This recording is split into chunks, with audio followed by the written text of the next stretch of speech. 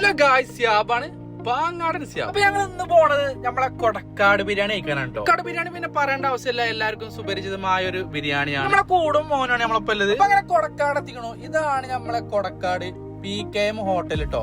കൂടും മോനും ഇങ്ങനെ നടന്നു പോവാണ്. ബിരിയാണി നല്ല ആകാംക്ഷയിലാണ് കേട്ടോ. ഹോട്ടൽ കാണാൻ വലിയ സെറ്റപ്പ് ഒന്നും ഇല്ല. വണ്ടിലൊരു പറഞ്ഞ മാതിരി ലുക്കിലല്ല, വർക്കിലാണ് കാര്യം. നമ്മളെ നൈസായിട്ട് അതിന്റെ ഉള്ളിലേക്ക് അങ്ങനെ കേറി പോവാൻ നിൽക്കണം കേട്ടോ. ഇതാണ് നമ്മളെ PKM ഹോട്ടൽ കൊടക്കാട്. നമ്മൾ ഉള്ളിൽ കയറി നോക്കുമ്പോ നല്ല തിരക്കാ. കയ്യകാനെ ഒന്നും നോക്കണ്ട മക്കളെ, കയ്യക്കിക്കോളിട്ടോ. നമ്മള് കയ്യകനോട് തന്നെ ഓല ബിരിയാണിന്റെ വേലയും കാര്യങ്ങളൊക്കെ എഴുതിച്ചു. കയ്യങ്ങി നമ്മൾ നൈസായിട്ട് ഉള്ളിക്കാണ് കേറിയപ്പോ ദാ കിടക്കണു. ആൾക്കാരെ കൊണ്ട് തല്ലുന്ന ബിരിയാണി ദമ്മ് പൊട്ടിച്ചാ പിന്നെ അവിടെ എപ്പോഴും തിരക്ക് തന്നെയാണ്. ഈ ബിരിയാണി കഴിക്കാൻ പല ഭാഗത്തുനിന്നും ആൾക്കാർ വരും. നമ്മൾ തന്നെ കണ്ടില്ലേ, ഞങ്ങൾ മേലാറ്റിരുന്നായി വരുന്നത്. അതും ഈ ബിരിയാണി കഴിക്കാൻ. നിങ്ങൾക്ക് തന്നെ ആലോചിച്ചാൽ കിട്ടും ഈ ബിരിയാണി എന്താ മട്ടന്നില്ല. അപ്പൊ എന്തായാലും ഞങ്ങൾക്ക് ഒരു സീറ്റ് കിട്ടിക്കണം കേട്ടോ. ഞങ്ങൾ ഓർഡർ ചെയ്ത് 3 ബീഫ് ബിരിയാണി സാധനം എത്തിക്കണു. പിന്നെ ഞങ്ങള് പരിപാടി ആരംഭിക്കാൻ പോവാൻ കേട്ടോ. അതിന്റെ മുന്നേ ഒരു കൂക്കൽ വേണമെങ്കിൽ കൂക്ക കിടക്കണം. നല്ല ബീഫ് ബിരിയാണി കണ്ണിന്റെ മുമ്പിൽ. ഇവിടെ നിൽക്കാനാവില്ല, അപ്പത്തിന് ബീഫ് ബിരിയാണി തട്ടിക്കണു നമ്മളെ കൂട് പ്ലേറ്റ്.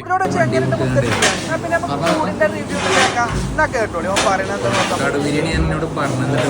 കാട് ബിരിയാണിയെ പറ്റി പറഞ്ഞു തന്നിട്ട് വേണം എന്നപ്പോ പറയണത്. അത് ശരിയാണ്, പറഞ്ഞു തന്നിട്ട് വേണ്ട. കാരണം എന്താ വെച്ചാല് ബിരിയാണി പൊളിയാണ് നമുക്ക് അറിയാം. സാധനം സാറായതുകൊണ്ടല്ല ഇപ്പൊ നമ്മള് മേലാടെ നിങ്ങടെ തിന്നാൻ വന്നിക്കണത്. നല്ല കഥായി. ഇനിയിപ്പോ അടുത്തത് നമ്മളെ ഊയാണ്. ഇതാ കിടക്കണു പ്ലേറ്റ്. ഞാനൊരൊറ്റ തട്ട ബിരിയാണി കിടക്കണ്ട ഫുള്ള് ഒന്നും ബാക്കിയായി. ബീഫ് ബിരിയാണി പ്ലേറ്റ് ഇങ്ങനെ തട്ടിയായി ഇറച്ചിന്റെ കണ്ടങ്ങനെ എടുത്തിട്ട് ഇങ്ങനെ നോണ്ടിയാണ്ടല്ലോ മക്കളെ. നല്ല 10-15 ഇറച്ചിന്റെ കണ്ടിട്ട് മോനിന്റെ കൂടെ ഇങ്ങനെ കൂട്ടിയൊരു കുട്ടം പിടിച്ചിട്ട്